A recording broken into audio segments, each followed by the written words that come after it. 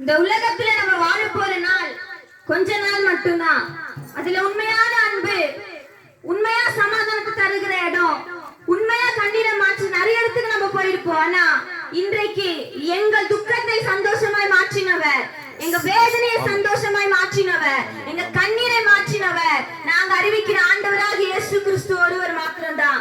இன்னைக்கு எவ்வளவு எப்படியாப்பட்ட துக்கத்துல இருந்தாலும், கண்ணீரில் இருந்தாலும், யாரிடத்துல சொல்ல முடியாத வேதனையில இருந்தாலும், இன்னைக்கு எல்லாவற்றையும் மாற்ற, அந்த வேதனைகளை மாற்ற ஒருவர் உண்டு. அவர் தான் நாங்க அறிவிக்கிற ஆண்டவராக இயேசு கிறிஸ்து. அவர் இன்றைக்கும் ஜீவித்துக் கொண்டிருக்கிறார். அவர் உங்களை நேசிக்கிறார்.